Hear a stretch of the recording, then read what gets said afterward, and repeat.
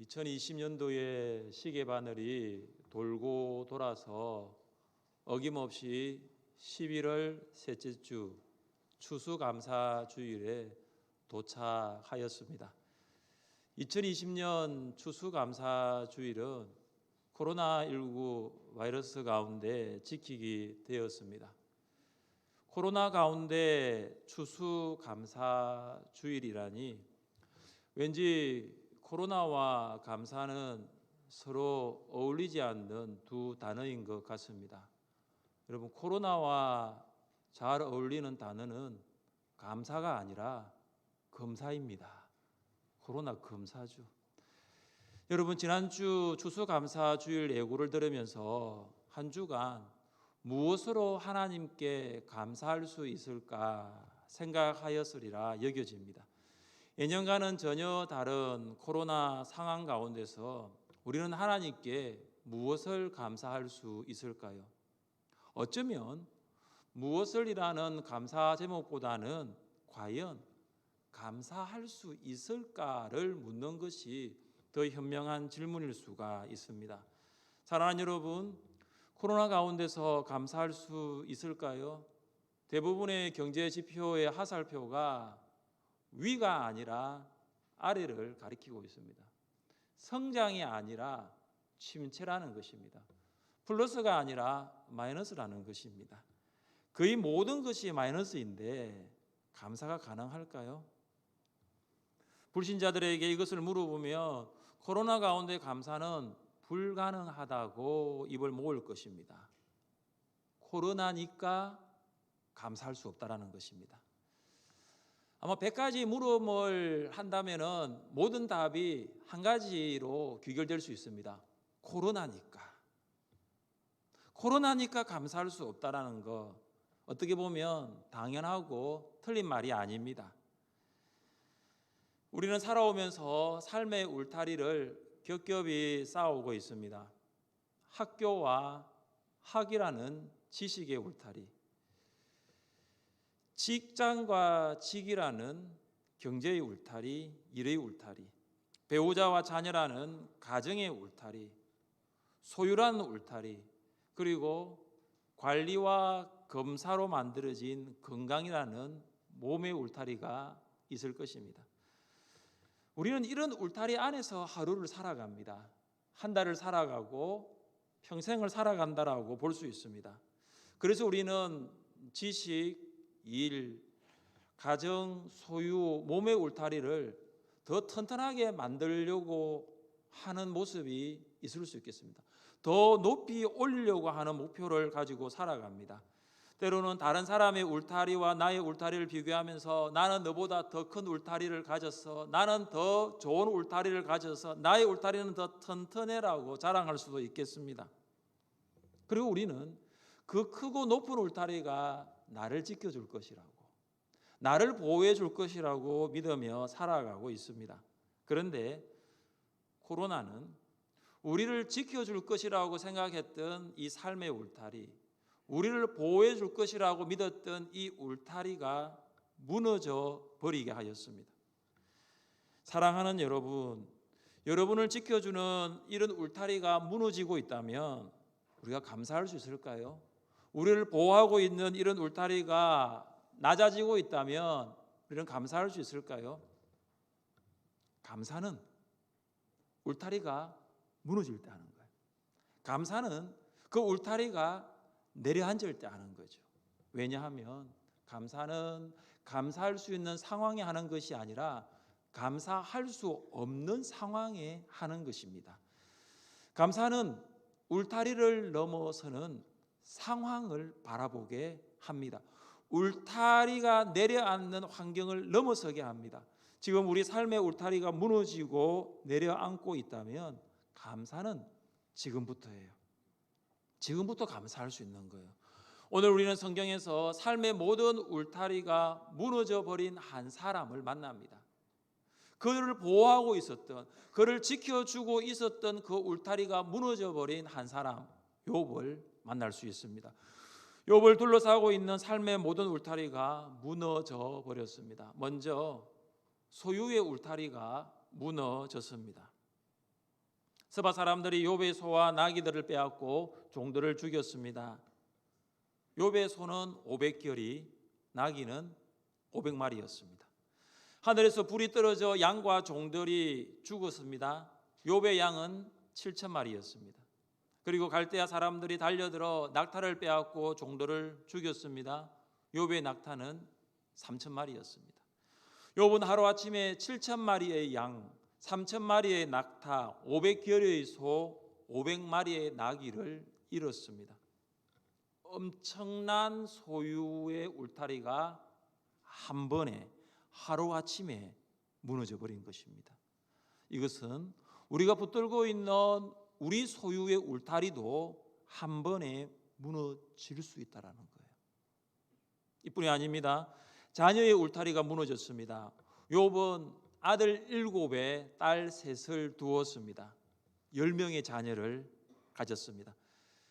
아들 7이라는 숫자 7, 딸 3이라는 숫자 3은 성경에서 완전수를 말합니다. 완전함이라고 여겨졌던 자녀의 울타리가 하루아침에 무너졌습니다. 욥의 자녀들이 맏아들의 생일 잔치에 참여하고 있었는데 광야에서 돌풍이 불어서 집이 무너졌습니다. 집이 무너지면서 10명의 자녀들이 죽었습니다. 여러분, 10명의 자녀 중 한 자녀라도 조금이라도 다치는 것이 부모에게는 큰 아픔과 고통일 텐데 욥에게는 그 10명의 자녀가 한날 한시에 죽었습니다. 자녀를 잃은 욥의 아픔과 고통을 무엇으로 표현할 수 있을까요? 이뿐만이 아닙니다. 소유의 울타리, 자녀의 울타리가 무너진 후 건강의 울타리도 무너졌습니다. 사탄이 이에 여호와 앞에서 물러가서 욥을 쳐서 그의 발바닥에서 정수리까지 종기가 나게 한지라 욥이 제 가운데 앉아서 질그릇 조각을 가져다가 몸을 끓고 있더니, 여러분, 우리는 우리 몸에 아주 작은 종기 하나만 나더라도 그것 때문에 일에 그것 때문에 삶에 집중할 수가 없어요. 아주 작은 거 하나 나더라도 그렇잖아요. 그런데 욥은 발바닥부터 정수리까지 온몸에 다 종기가 난 거예요. 몸 전체에 종기가 생겼습니다. 얼마나 가려웠으면 손으로 가릴 수 없는 거죠. 깨어진 질그릇 조각을 가지고 온몸을 긁었다는 거죠. 그릇 조각으로 종기를 긁을 때에 골문 부분이 터집니다. 골문 부분이 터지면서 곪지 않는 피부까지 균이 옮겨 종기가 더 생기기 시작합니다. 그릇으로 몸을 긁으면 긁을수록 욥의 건강이라는 그 몸의 울타리는 점점 더 무너져 가고 있었습니다. 사랑하는 여러분, 소유의 울타리, 자녀의 울타리, 건강의 울타리가 무너졌습니다. 소유를 잃었습니다. 자녀를 잃었습니다. 몸까지 건강까지 잃었습니다. 모든 것이 잃었습니다. 욥에게 남은 것은 없어 보입니다. 하나도 없어 보입니다. 우리는 이럴 때 하는 말이 있죠. 뭐라고 말합니까? 망했다라는 거예요. 욥은 망했습니다. 망해도 완전히 망했습니다. 아무것도 없습니다. 어쩌면 욥은 다시 시작할 수 있는 힘도, 다시 일어날 수 있는 용기도 없어 보입니다. 욥은 세상을 저주하며 사람을 원망할 수도 있었습니다. 현대 그리스도인들이 이런 상황 가운데 있을 때에 모든 소유가 다 사라져버리고 자녀가 죽임을 당하고 그리고 몸까지 다 건강을 잃었을 때 극단적인 선택을 현대인들은 하곤 합니다. 더 이상 살아갈 희망이 없는 것입니다. 망했다는 것입니다. 남은 것이 하나도 없다라는 것입니다. 모든 것이 사라져버렸습니다. 그런데 욥은 어떻게 반응했습니까? 우리 말씀 20절을 함께 읽겠습니다. 욥이 일어나 겉옷을 찢고 머리털을 밀고 땅에 엎드려 예배하며, 욥은 겉옷을 찢고 머리털을 밀었습니다. 옷을 찢고 머리털을 민다라는 것은 슬퍼하고 있다는 거예요. 옷을 찢는 것은 옷을 찢는 것이 아니라 마음을 찢는 거예요. 그리고 무슨 말이냐 하면은 이 슬픔을 말할 수가 없는 거예요. 여러분, 말이 안 나오는 거예요. 하루아침에 소유와 자녀를 다 잃어버렸으니 욥이 무슨 말을 하겠습니까? 그러니까 옷을 찢을 수밖에 없는 거죠. 마음을 찢을 수밖에 없는 거예요. 욥의 삶의 모든 울타리가 무너졌으니 슬퍼하지 않을 수 없습니다. 그도 사람이에요. 생태 같은 10명의 자녀들을 한 번에 잃어버렸습니다. 평생을 수고하고 고생하며 일구어 놓았던 모든 소유들이 안개처럼 사라져 버렸습니다. 인지상정입니다. 이런 일 당하면 누구나 다 슬퍼할 수밖에 없습니다.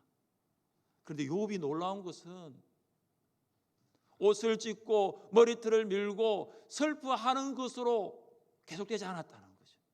욥의 슬픔이 슬픔으로 끝나지 않았다는 거예요. 욥의 슬픔이 20절 마지막이 뭡니까? 예배하며. 시작은 슬픔이었어요. 근데 그는 계속해서 슬퍼하지 않았습니다. 슬픔이 변하여 예배가 된 거예요. 슬픔이라는 자기에게 초점을 맞춘 욥이 아니라 예배를 통해서 하나님께 초점을 맞춘 거예요. 슬픔에서 슬픔으로 끝난 것이 아니라 슬픔에서 예배로 옮겨졌다는 것은 욥이 정말로 믿음의 사람이라는 것을 볼 수 있습니다. 믿음이란 무엇입니까? 믿음은 사람에게 초점을 맞추는 것이 아닙니다. 연약한 사람을 바라보는 것이 아니에요. 전능하신 하나님께 초점을 맞추고 하나님을 바라보는 것이 믿음이에요. 그래서 초점이 옮겨지는 거예요. 나의 하나도 없는 소유, 하나도 없는 나의 자녀가 아니라 하나님을 바라보는 거죠. 하나님을 향하는 거예요. 욥은 삶의 모든 울타리가 무너져 슬퍼하였지만 계속하여 슬퍼하지 않았습니다. 그는 초점을 슬픔에서 예배로, 연약한 인간에게서 전능하신 하나님께로 옮겼어요. 욥은 슬픔 너머에 계신 하나님을 바라보았어요. 욥은 모든 울타리가 무너졌지만 새로운 울타리를 만드시는 하나님, 모든 울타리가 무너졌지만 새로운 울타리를 위하여 역사하시는 하나님을 바라보았던 것입니다. 2020년 한 해를 돌아보면서 많은 감사를 할 수 있지만 교회적으로 감사할 수 있는 일 중에 하나는 코로나 가운데서도 코로나에 초점을 맞추지 않았다는 거예요. 우리 교회가 코로나 가운데서도 코로나에 초점을 맞추지 않았다는 거죠. 초점을 코로나에서 하나님께로 옮겼다는 거예요. 그것은 예배로 나타났습니다. 오늘이 2020년 46번째 주일입니다. 주부에 보면 그 나와 있잖아요. 46호라고. 2020년 46번째 드리는 주일 오전 2부 예배예요. 너무나 감사한 것은 45번 예배까지 정한 시간, 오전 11시 정한 장소, 하늘샘교회 본당에서 예배를 계속해서 드려왔다는 거예요. 이것은 사람의 지식과 능력이 아니라 오직 하나님의 도우심이었습니다. 하나님께 예배를 사모하는 성도들, 예배의 우선순위를 두는 성도들, 그리고 생명보다도 예배에 더 가치를 둔 성도들을 하나님이 도우신 것입니다. 특별히 본당 리모델링 동안에 식당에서 드렸던 한 달간의 새벽 기도회는 잊을 수가 없습니다. 코로나로 인하여 예배를 드릴 수 없는 상황이 더 되었습니다. 환경이 더 되었어요. 그런데 하나님께서는 그 환경과 상황을 뛰어넘도록 하셨습니다. 하나님께서 우리 교회를 위하여 일하셨고, 우리가 하나님을 바라보게 되었고, 하나님을 예배하게 되었고, 하나님께서 그 길로 우리를 인도하여 주셨음을 믿습니다. 모든 것이 하나님께 감사해요. 슬픔에서 예배를 통해서 하나님께 초점을 맞추었던 욥의 고백을 들어보십시오. 이르되 내가 모태에서 알몸으로 나와사온즉 또한 알몸이 그리로 돌아가올지라. 주시니도 여호와시요 거두시니도 여호와시오니 여호와의 이름이 찬송을 받으실지니이다 하고, 욥은 하나님의 주권을 인정했습니다. 욥은 하나님의 주권을 인정한 것을 통해서 우리는 두 가지를 알 수 있습니다. 생명에 대한 주권과 소유에 대한 주권이에요. 욥은 생명에 대한 하나님의 주권을 인정했습니다. 내가 모태에서 알몸으로 태어났으니 알몸으로 돌아간다라는 것입니다. 욥은 어머니를 통하여 하나님께서 나에게 생명을 주셨습니다. 다시 그 생명을 주신 하나님께로 돌아가는 것입니다. 어머니 태를 통하여 출생하였지만 이 생명은 하나님이 주셨다는 고백이라는 것입니다. 생명을 주신 하나님께로 다시 돌아가는 것입니다. 욥은 생명의 주인이신 하나님을 인정하였습니다. 믿음이 있는 사람의 고백이에요. 하나님은 나의 생명의 주인이십니다. 이게 믿음의 사람의 고백입니다. 믿음의 사람은 하나님의 말씀인 성경을 믿습니다. 성경은 철저하게 생명은 하나님께로부터 나온다. 성경은 철저하게 하나님이 생명의 주인이심을 말씀하고 있습니다. 천지를 창조하신 하나님께서 마지막 날 사람을 만드셨습니다. 다른 피조물들은 말씀으로 만드셨지만 사람은 하나님이 직접 만드셨습니다. 토기장이가 진흙으로부터 토기를 빚는 것처럼 하나님께서 진흙으로 사람을 빚으신 거예요. 흙으로 만들어진 사람의 코에 하나님께서 생기를 불어넣어 주셨어요. 생기를 불어넣기 전에는 그냥 흙이에요. 흙덩어리예요. 그럼 하나님께서 생기를 불어넣어 주실 때에 사람이 된 거예요. 여러분, 사람이 의식이 있는지 없는지 확인하는 방법이 여러 가지가 있겠지만 그 중에 하나가 손을 코에 대보면 알아요. 숨을 쉬고 있는지 쉬지 않고 있는지. 코에 숨이 멎어지면 몇 시간 안에 몸은 감각이 사라집니다. 차가워집니다. 굳어집니다. 며칠 후에는 흙으로 돌아갑니다. 생명을 주신 분도 하나님이십니다. 생명을 거두시는 분도 하나님이십니다. 하나님을 생명을 주신 분으로 안다면 우리는 이렇게 고백합니다. 하나님은 나의 생명의 주인이십니다. 우리 한번 따라해 봅시다. 하나님은 나의 생명의 주인이십니다. 생명의 주인이십니다.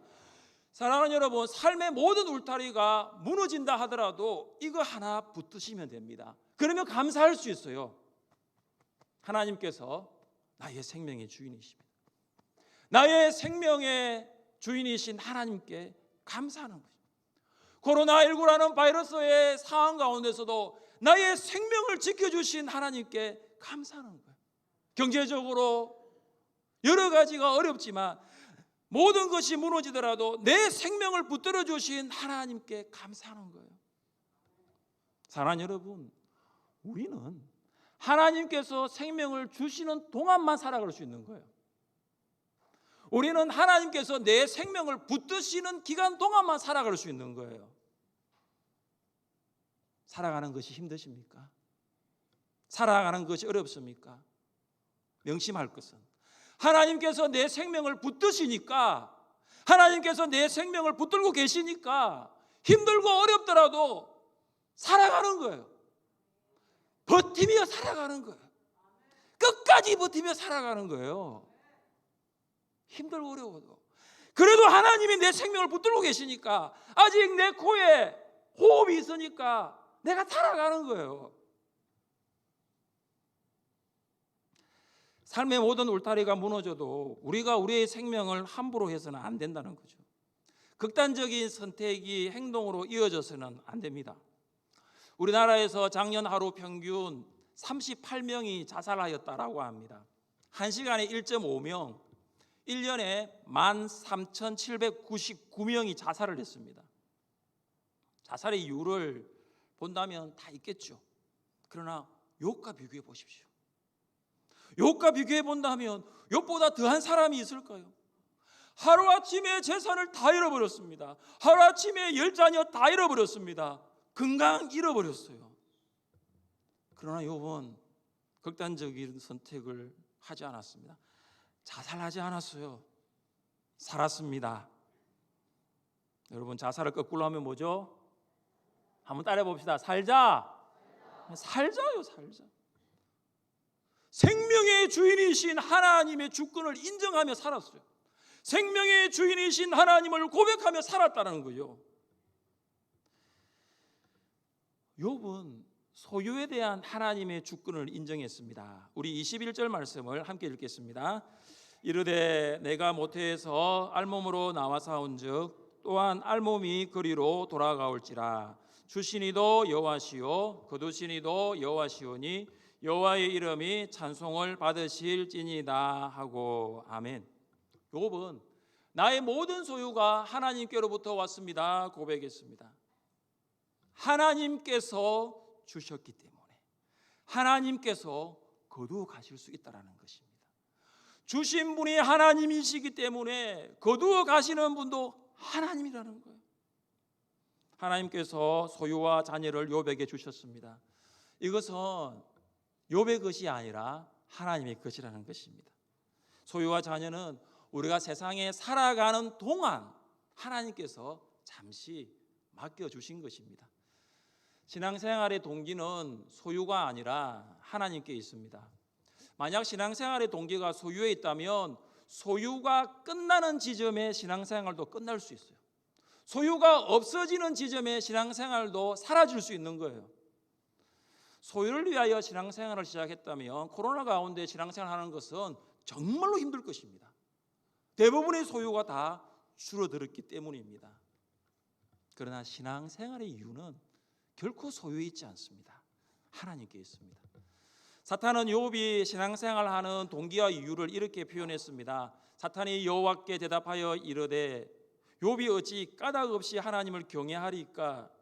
주께서 그와 그의 집과 그의 모든 소유물을 울타리로 두르심 때문이 아니니까?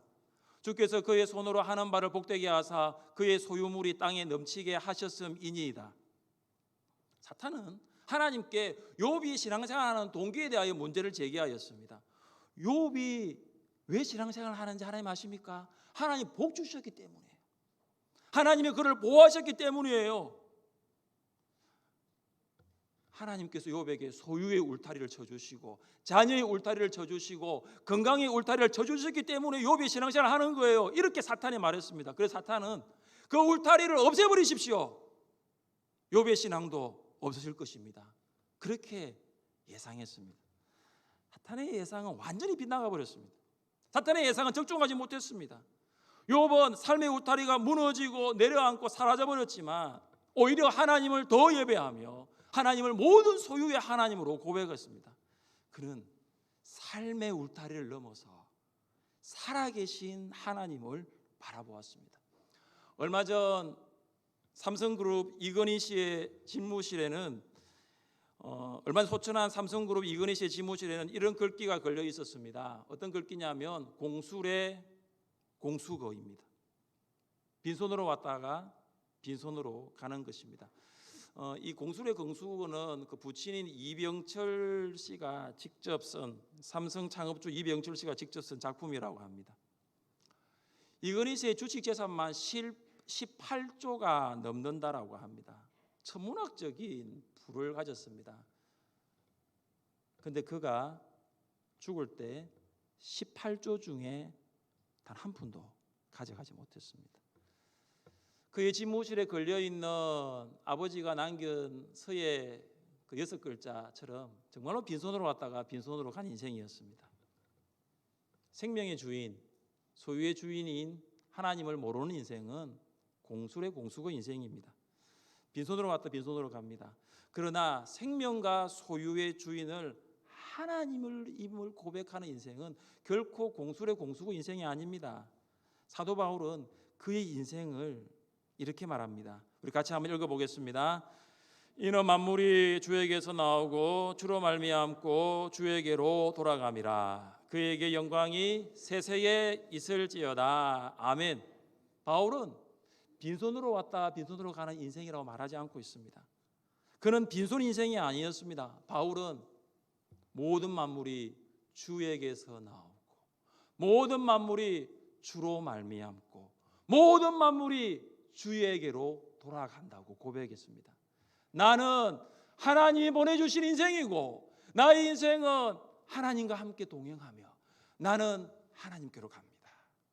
바울의 인생은 빈손으로 왔다가 빈손으로 가는 인생이 아니었습니다. 하나님으로부터 출발한 인생이었고 하나님으로 돌아가는 인생이었습니다. 하나님으로 시작하였습니다. 하나님과 동행하였습니다. 하나님께로 가는 인생이었습니다.